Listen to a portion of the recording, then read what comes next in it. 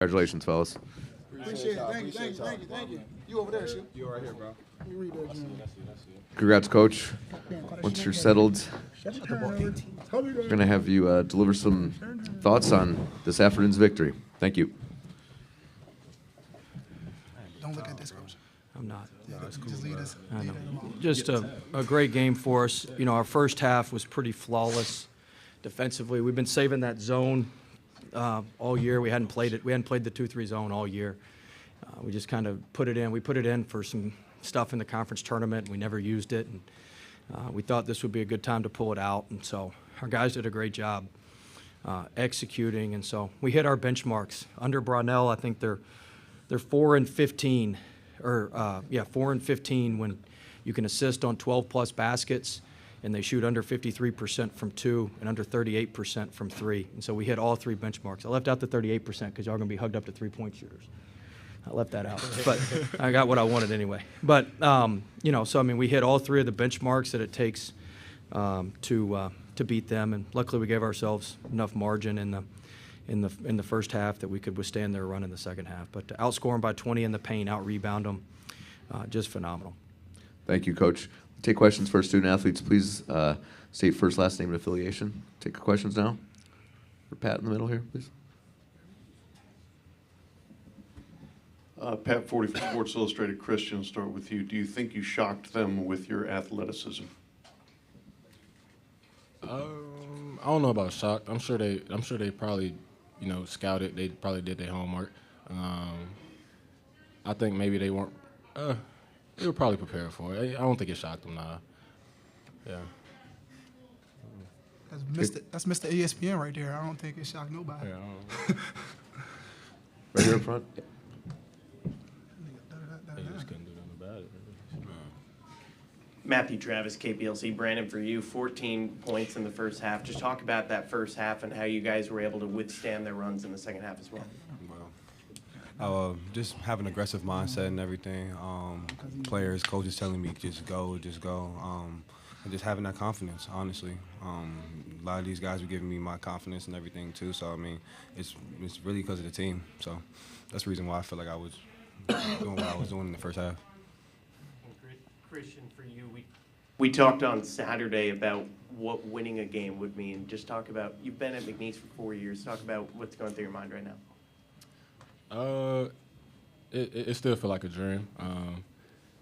I'm sure in a couple of days or whenever this is all over, I finally like wake up and kind of look back at it like, okay, that really did happen. But right now we stand focused. We trying to keep on winning games, and we got to this point and we're looking forward and we're trying to get on to the next one and keep on moving forward. But yeah, it's an amazing feeling,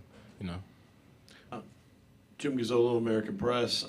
Cope, for you, you said the other day you were 0-2 against Clemson in the ACC. What's it like now to kind of get back at them? Man, it feels amazing. I feel like, especially doing it with these guys.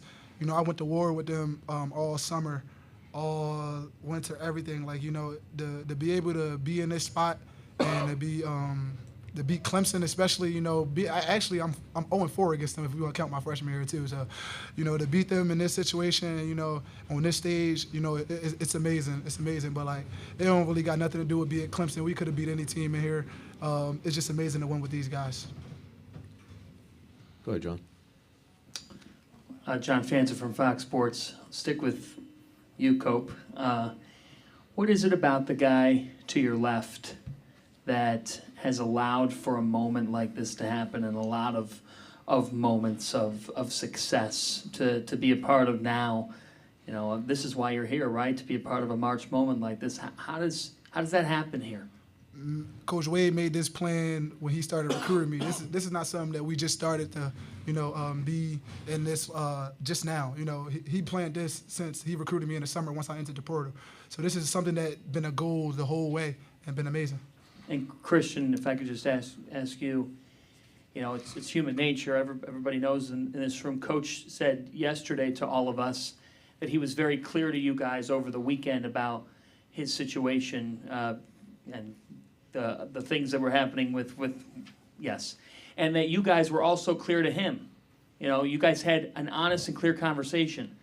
A lot of times in college basketball now, coaches aren't talking to their players about this type of stuff. They hide from it, and their teams have gotten blown out.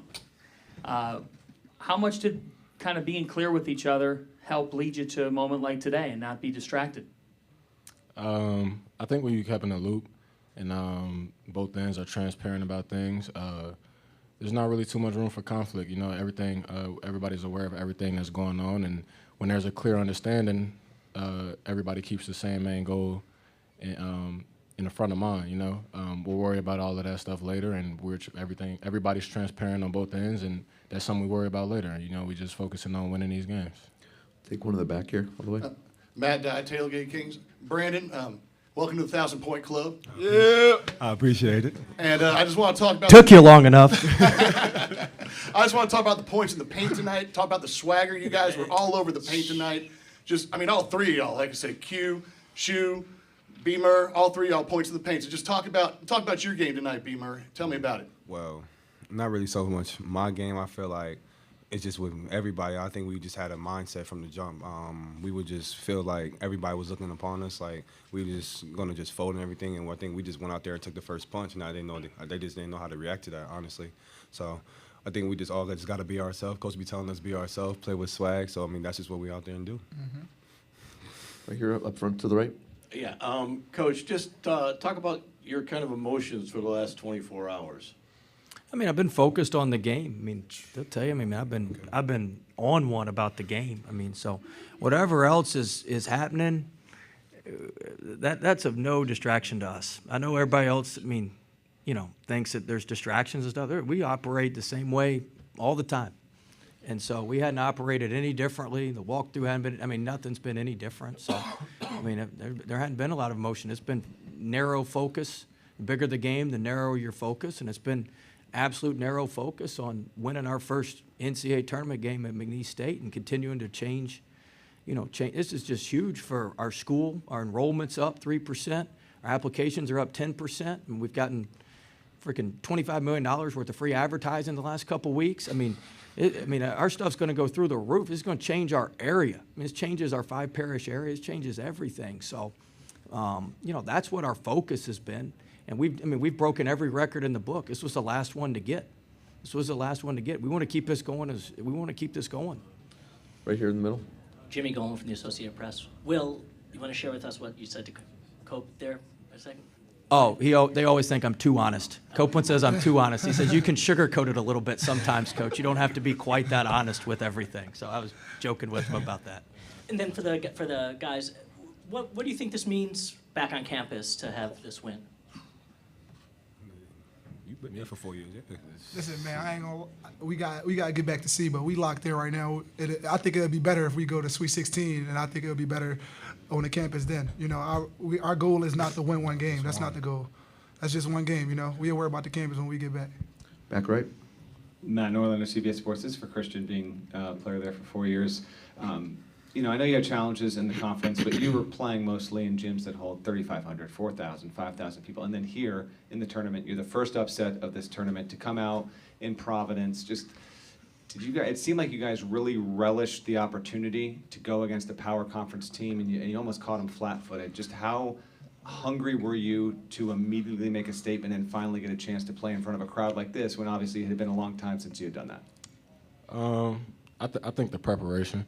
A couple times this season, we got put in positions to where we got to play in somewhat of an environment like this, and we learned from those situations, and I think we kind of built from it.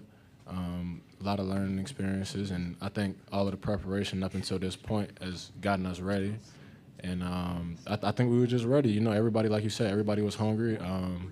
I think since we got here, most of the guys ain't really been too happy. We ain't been excited like that because we was excited to play. We was excited to come out here and play and really beat somebody. Like, that's all we've been thinking about. We really been on that. Like, we've been on that. We've been on that. You have time for one quick one up front here to the right. Robbie, StellaBracketsHere.org. My question's for Coach Will Wade.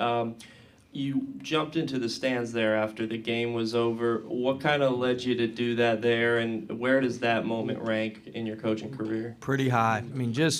My president and athletic director here, who've been incredible, our our biggest supporters were right there on the front row, so why not? Why not? I mean, just incredible. I mean, it's a hard trip from, I don't know if you tried to get from Lake Charles to Providence. It's not an easy trip. And to have so many folks here, and I'm sure we'll have way more come on Saturday. But I mean, look, I'm the head coach, but there's a lot of people that make this thing happen. I'm low on the totem pole of what actually makes all this work. And first and foremost is the players, and then you've got the donors that allow us to get the players. I mean, all that stuff works together, and I've got an unbelievable president and athletic director and just our entire administration. So everybody deserves this. They've gone all in on our basketball program since the day we got there, and everybody deserves it. They all thought we were a little wacky when we did it, but hey, who's laughing now? Gentlemen, congrats. Good luck Saturday. Thank you. Thank you.